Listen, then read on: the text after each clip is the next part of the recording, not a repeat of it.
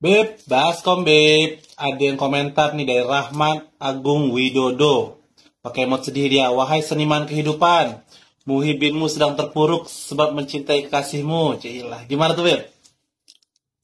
Yang bermain-main dengan cinta, ayo kita sama-sama katakan selamat datang derita. Sebab tidak ada dusun cinta yang tanpa derita. Kalau tidak mau menderita, maka kita jangan bicara cinta. Kita minggir dulu. Sebab kenapa? Dunia sijnul mu'minin wa janatul kafir. Dunia itu penjaranya orang mukmin dan surganya daripada orang-orang kafir. Orang apabila benar ia cinta kepada kekasihnya, maka keterpurukan sedalam apapun dia tidak akan rasa. Sebab merasa nikmat bersama dengan sang kekasihnya. Derita kalah dengan besarnya cinta. Tetapi siapapun yang menderita, jangan kita sangka Tuhan sedang bermain-main di hati kita.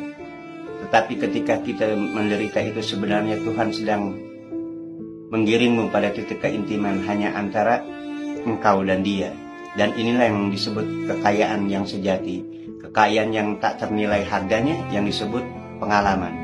Dan kalau kita bisa tajalikan kepada semesta, maka semesta itu akan kebagian. Binatang kebagian, tumbuh-tumbuhan kebagian, tetangga kita kebagian, saudara-saudara kita kebagian.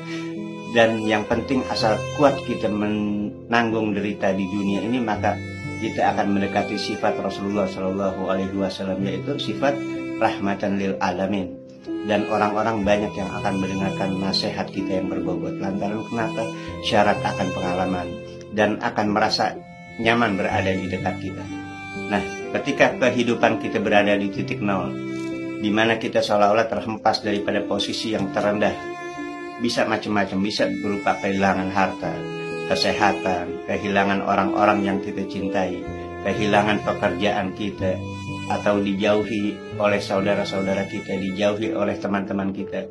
Itu sebenarnya adalah hakikat daripada awal dari proses kebangkitan spiritual kita. Maksudnya Allah ingin menciptakan kondisi jiwa kita ini yang baru. Dan kebangkitan spiritual ini biasanya jiwa kita sedang merasakan perang batin di hati kita. Antara melawan ego, nafsu, sifat keakuan dalam diri kita. Di hati kita ini benar-benar bergejolak. Dan kemudian dia sadar. Dan mulai ia itu lebih banyak menyendiri. Atau mengasingkan diri. Uzlah. Bertafakur atas dirinya. Bertafakur atas keadaan dirinya. Atas hakikat hidup ini. Dan alam akalnya ini mengembara, mengambil tiap-tiap benang merah dari kejadian yang ada. Oh, ternyata saya terpuruk begini. Ternyata Allah menginginkan saya seperti ini. Dan akhirnya dia bisa tersenyum kecil atas sesuatu yang ia alami. Oh, begini cara bermainnya Allah. Oh, begini skenario yang Allah bikin untuk saya. Baik ya Allah, saya akan ikuti.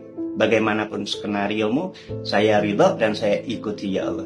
Nah, pada tahapan ini kita mulai bisa menangkap sinyal atau pesan dari alam semesta seperti intuisi atau bisikan-bisikan hati, dan bisa menerjemahkan segala keadaan yang ia terima dengan bahasa-bahasa spiritual, yaitu perpaduan antara intuisi dengan pengetahuan intelektual serta pengalaman kita. Maka kebangkitan spiritual ini di saat kita sudah mulai mengenal jati diri kita, maka kita akan lebih sering melakukan introspeksi ke dalam. Lebih suka kita dalam keheningan, menarik diri dari orang banyak, hidup zuhud, lebih sering berkomunikasi dengan hati kita. Hakikat guru kita yang sejati adalah di dalam hati kita. Lalu kita akan berpikir dari mana asal kita. Kenapa kita di sini? Akan kemana kita pergi? Apakah dalam hidup ini ada yang pasti? Begitu banyak pertanyaan-pertanyaan yang muncul dan kita mengetahui hakikat jawaban tersebut. Nah, pada tahapan spiritual ini jiwa-jiwa kita sudah tercerahkan.